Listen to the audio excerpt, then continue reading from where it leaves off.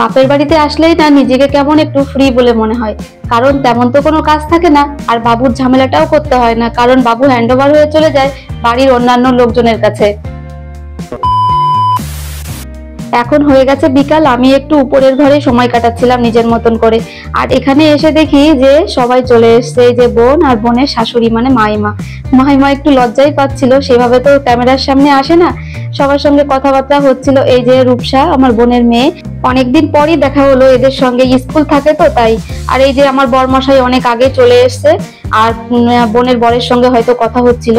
আর এখন হয়ে গেছে প্রায় সন্ধ্যা লাগার আগ মুহূর্তে, এখন আমরা যাব ওই বাড়িতে। এসে তো আমরা এখনো যাইনি, ওখানে যেতে হবে গিফট দিতে। আসল কারণটা তো তোমাদের বলাই হলো না। আমাদের বাড়ির ঠিক সামনের বাড়িতে আমার এক জ্যাঠামশাই মারা গিয়েছিল, অনেক বয়স হয়ে গেছিল, সেই কারণে তো আমাদের নেমন্ত্রণ ছিল সেটাই রক্ষা করতে আমাদের বাপের বাড়িতে আসা।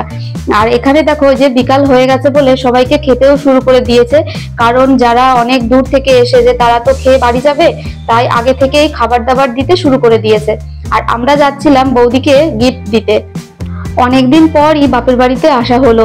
বাবুর স্কুল আর টিউশনি থাকার জন্য আসাই প্রায় হয় না, আর আসলেও অল্প সময়ের জন্য এসে চলে যায়। এই যে জ্যাঠামশাইয়ের ছবিতে ফুল দিয়ে শ্রদ্ধা জানানো হয়েছে। আর বাবু তো আমার কাছে আসছেই না, ও সারাক্ষণ দৌড়াদৌড়ি খেলাধুলা করতে ব্যস্ত, কিন্তু ঘেমে নিয়ে একসা হয়ে যাচ্ছে। আর বাপের বাড়িতে আসার এই একটা সুবিধা হলো যে সব দিদিদের সঙ্গে দেখা হয়, কারণ সবারই তো বিয়ে হয়ে গেছে। আর কোনো একটা অনুষ্ঠান হলেই সব দিদিরা আসার চেষ্টা করে, আর আসলে যখন দেখা হয় তখন না জানি কত গল্প মনে থেকে যায়, আর যেন সময়টাও কম পড়ে যায়, বলাই শেষ হয় না। এখানে সবাই মিলে বসে আমরা গল্প গুজব করছিলাম, আর মা বাবার সঙ্গে সবার সঙ্গে পরিচয় করিয়ে দিচ্ছিলাম। আর যেহেতু রাত হয়ে যাচ্ছে তাই মা বাবা এখানে আগে আগে খেতে শুরু করলো, কারণ এদের তো বাড়ি যেতে হবে।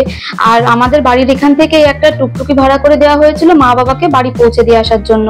আর এখন সময় হয়ে গেছে যাওয়ার, তো এই যে বাবুকে ডেকে সবাই আদর করছে। জানি বাবার কষ্ট হচ্ছে বাবুকে রেখে যেতে, তাও কিছু করার নেই, কারণ আমরা তো 2-3 দিন থাকবো বলেই এসেছি এখানে, তাই না? বাবুরও হয়তো মনটা একটু খারাপ লাগছিল, কিন্তু ওই যে মেয়ে এসছে, দিদি এসছে, আর কি ও বাড়ি যেতে চায়? তো জানে যে আমরা কিছুদিনের জন্য মামা বাড়ি থাকবো, তো সেই কারণে ও আর বাড়ি যেতে চায়নি ঠাম্মির সঙ্গে দাদুর সঙ্গে। আর বাবুর তো মেয়েকে পেলে আর কিছুই লাগে না, সারাক্ষণ যে কতবার বলতে থাকবে এখনো মেয়ে আসছে না কেন, মেয়েকে ফোন করো। তো এই যে মেয়েকে পেয়েছে, সারাক্ষণ এখন ওর কাছেই থাকবে। আর খাবার সময় তো আমার কাছে খাবেই না, বলবে মেয়ে খাইয়ে দিক, না হলে নিজের হাতে খাবে, কিন্তু আমার কাছে আর খাবে না মামা বাড়ি এসে। মনে হয় এই কারণে সবাই বলে যে মায়ের পরেই নাকি মাসির জায়গা, সত্যিই মনে হয় তাই। আমি কাছে না থাকলেও যদি আমার বোন ওর কাছে থাকে তাহলে আমার আর কোনো টেনশন লাগে না বাপের বাড়িতে এসে, যে না ও টাইম মতো ওর খাওয়া দাওয়া স্নান সবকিছুই হবে, যেহেতু মোর মাসি আছে ওর কাছে। চন্দননগর থেকে না যাওয়ার সময় এত রাতে কোনো গাড়িই পাওয়া যায় না, তাই বাড়ির থেকে যখন একটা গাড়ি ঠিক করা হলো তখন আমার চিন্তাটা অনেকটাই কমে গেছিল। আর এই যে বাবু এখন ওই যে টাটা করছে। এদিকে আমরা খেতে বসে গেছি, তখন রাত 8:30 মতন বাজে, যেহেতু প্রচন্ড ভিড় হতে শুরু হয়েছিল। আর এদিকে আমাদের বাচ্চাগুলোকেও খাওয়াতে হবে, তাই আমরা খেতে বসে গেলাম।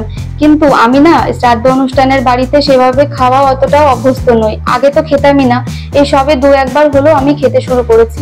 কিন্তু আমার কোনো আলাদা করে কোনো নিয়ম বা বাধা কোনো কিছুতেই ছিল না, কিন্তু আমার মন থেকেই না আমি মেনে নিতে পারতাম না। খেতে বসে আমার অনেক কিছু মনে পড়তো, আমার ভালো লাগতো না খেতে, তাই আমি খেতাম না, অ্যাভয়েড করতাম। কিন্তু এমন এমন জায়গা থেকে ইনভাইট গুলো আসে, সেখানে না খেলেও হয় না, আর না গেলেও হয় না, আর গিয়ে খাবো না সেটা নানান লোকের নানান রকম প্রশ্নের উত্তর দিতে হয়।